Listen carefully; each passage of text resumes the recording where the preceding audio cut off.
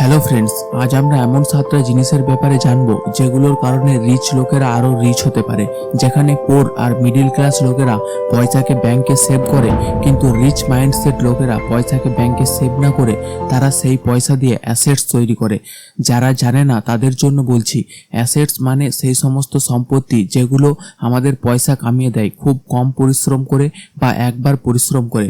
উদাহরণস্বরূপ বলে রাখি, তোমার বাড়ি কিন্তু তোমার অ্যাসেটস নয়, এটা তোমার লাইবিলিটি। কিন্তু এই বাড়ি ভাড়া দিয়ে সেখান থেকে যদি পয়সা উপার্জন করতে, তাহলে এটা তোমার অ্যাসেটস হতো। আজ আমরা এমনই 7টা অ্যাসেটসের ব্যাপারে জানবো যেগুলোতে আমির লোকেরা পয়সা ইনভেস্ট করে এবং আরও আমির হতে থাকে। নাম্বার 1 হচ্ছে রিয়েল এস্টেট। রিয়েল এস্টেটকে সবার প্রথমে রাখার কারণ হলো, ফোর্বসের আর্টিকেল বলে সবথেকে বেশি সংখ্যক মানুষ যে কারণে আমির হয়েছেন সেটা হলো রিয়েল এস্টেটে ইনভেস্ট করে। রিয়েল এস্টেটে আমির লোকেরা মেনলি দুভাবে ইনভেস্ট করে। নাম্বার 1 হচ্ছে ফ্লিপ, অর্থাৎ মার্কেট প্রাইস থেকে কম রেটে প্রপার্টি কিনে নাও, তারপর কয়েক বছর পর ল্যান্ড ইমপ্রুভ করে বেশি দামে বিক্রি করে দাও। ইন্ডিয়ান কন্টেক্সটে যদি এক্সাম্পল দেওয়া হয়, তাহলে নোংরা আবর্জনায় ভর্তি, সামনে গন্ধ জলের পাইপ, এরকম প্রপার্টিকে কোনো কাস্টমার কিনে নিতে চায় না।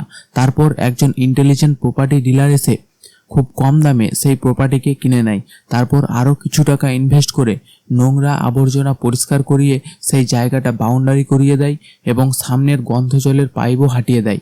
এরপর 3-4 সাল পরে সেই প্রপার্টিকে 3 বা 4 গুণ প্রাইসে বিক্রি করে দেয়। কিন্তু এটা অতটা ইমপ্রেসিভ নয়, কারণ এটা তোমাকে ওয়ান টাইম পেমেন্ট দেবে, অর্থাৎ এখান থেকে তুমি শুধুমাত্র একবারই লাভ ওঠাতে পারবে। তাই real property dealers, actual investors এরকম করে না। আসল প্রপার্টি ডিলার্স বা ইনভেস্টার্স প্রপার্টিকে হোল্ড করে রাখে, সেটা বিক্রি করে না, বরং সেটাকে তার অ্যাসেটস বানিয়ে প্রতিবার সেখান থেকে ইনকাম জেনারেট করে। প্রপার্টি হোল্ড করে রাখলে আমাদের 4 ধরনের লাভ হয়। প্রথম হচ্ছে OMP, অর্থাৎ আদার্স পিপল মানি, মানে অপরের পয়সাকে কাজে লাগিয়ে নিজে ধনী হওয়া। রিয়েল এস্টেটই হচ্ছে একমাত্র সেক্টর যেখানে অন্য অ্যাসেটসের তুলনায় খুব সহজেই লোন পাওয়া যায়। কোনো ব্যাংকই আপনাকে শেয়ার মার্কেটে শেয়ার কেনার জন্য লোন দেবে না, কিন্তু আপনি রিয়েল এস্টেটে লোন পেয়ে যাবেন। নাম্বার 2, অ্যাপ্রিসিয়েশন, অর্থাৎ তুমি যদি প্রপার্টি বিক্রি না করে হোল্ড করে রাখো, তাহলে পরে মানে লং টার্মে সেই প্রপার্টির মূল্য বাড়বেই বাড়বে, যার ফলে তোমার নেটওয়ার্থ মানে তোমার ওয়েলথও বাড়বে। Number 3, tax benefit. যখন কোনো রেন্টাল প্রপার্টি কেনা হয়, গভর্নমেন্টের হিসাবে তার একটা লাইফ থাকে। For example 60 years. চলো এটা একটা এক্সাম্পলের সাহায্যে দেখি। ধরো একজন ধনী ব্যক্তি 80 লাখ টাকার একটা প্রপার্টি কিনে নেয়। তার মধ্যে একটা বিল্ডিংও ছিল। জমিটার দাম হচ্ছে 20 লাখ আর বিল্ডিংটার প্রাইস হচ্ছে 60 লাখ। ধরো সরকারের হিসাবে সেই বিল্ডিংটার মেয়াদ 60 বছর। তাহলে সেই ব্যক্তিটি তার ট্যাক্স জমা দেওয়ার সময় প্রতি বছর 60 লাখ ডিভাইডেড বাই 60 বছর, অর্থাৎ 1 লক্ষ টাকা করে ট্যাক্স ডিডাকশন পাবে। তার কাছে যত বেশি বিল্ডিং থাকবে সে তত বেশি ট্যাক্স ডিডাকশন পাবে। একজন সেলফ এমপ্লয়েড বা জব পারসন ট্যাক্স দিতেই থাকবে, কিন্তু সে ট্যাক্স ছাড় পেতে থাকবে। রিয়েল এস্টেটে ইনভেস্ট করার 4th বেনিফিট হচ্ছে ক্যাশ ফ্লো, অর্থাৎ সে প্রতি বছর রেন্টাল ইনকাম পাবে, আর এই রেন্টাল ইনকাম প্রতি বছর বাড়তেই থাকবে। মানে আমির লোকেরা প্রথমে প্রপার্টি লোন নেয়, নিজের পকেট থেকে খুব কম টাকা ইনভেস্ট করে। সেকেন্ড, যত টাকা সেই লোনের EMI তার থেকে বেশি টাকা তারা রেন্ট থেকে পয়সা তুলে, যাতে তাকে নিজের পকেট থেকে EMI এর পয়সা না দিতে হয়। তৃতীয়ত, যেটুকু এক্সট্রা পয়সা বাঁচে সেটার উপরেও তারা ট্যাক্স ব্রেক নিয়ে নেয়। আর ফাইনালি, প্রপার্টির প্রাইস যত বাড়তে থাকে তার টোটাল নেটওয়ার্থ তত বাড়তে থাকে। একে বলে win win win win situation, আর এক্ষেত্রে এই 4টা উইনই তার। Number 2, buy shares of a company. যার ইনভেস্ট সম্বন্ধে নলেজ আছে তার পক্ষে এটা হচ্ছে পয়সা কামানোর বেস্ট প্ল্যাটফর্ম, কিন্তু যার মার্কেট সম্বন্ধে নলেজ নেই তার পক্ষে শেয়ার কেনা একটা রিস্কের ব্যাপার। তাহলে আমরা কিভাবে শেয়ার কিনবো?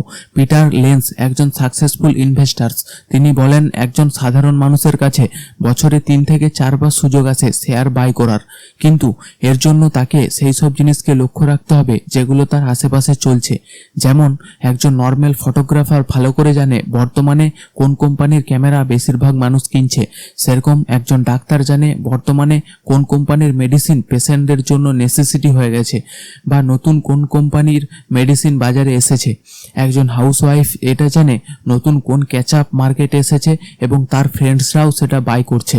তেমনি একজন মডেলের জানকারি থাকে বর্তমানে কোন ব্র্যান্ড মার্কেটে ট্রেন্ড করছে। পিটার লেন্স বলেন, যখন এরকম সিগন্যালস আমরা পাই তখন আমাদের এটা খোঁজ নিয়ে দেখতে হবে এই প্রোডাক্টগুলো যে সকল কোম্পানিরা তৈরি করছে সেগুলো পাবলিকলি লিস্টেড আছে কি নেই, মানে সেই কোম্পানির শেয়ার বিক্রি হচ্ছে কি হচ্ছে না। এর মানে এই নয় ব্যাস যাও আর সেই কোম্পানির শেয়ার কিনে নাও। এর মানে হচ্ছে সেই সকল কোম্পানিগুলো শর্ট লিস্ট করে সেই কোম্পানি সম্বন্ধে আরও তথ্য জানতে হবে, যেমন সেই কোম্পানি কত টাকা আর্ন করছে, কত টাকা ধার রয়েছে। এরকমভাবে আমরা অনেক অপরচুনিটিস পেতে পারি ইনভেস্ট করার। কিন্তু পিটার বলেন দুর্ভাগ্যক্রমে মানুষের উল্টোটা করছে। যেমন একজন ডাক্তার মেডিসিনের পরিবর্তে অয়েল কোম্পানিতে ইনভেস্ট করছে, একজন অয়েল কোম্পানিতে কাজ করা পার্সন ফার্মেসিতে ইনভেস্ট করছে। সবার মনে হয় ম্যাজিক অন্য ইন্ডাস্ট্রিতে হচ্ছে, কিন্তু যেটা সম্বন্ধে আমাদের নলেজ আছে সেটার দিকে আমরা নজরই দিই না। সেজন্যই বলা হয় স্টক মার্কেট ইমপেশেন্স লোকেদের কাছে পয়সা নিয়ে পেশেন্স লোকেদের দিয়ে দেয়।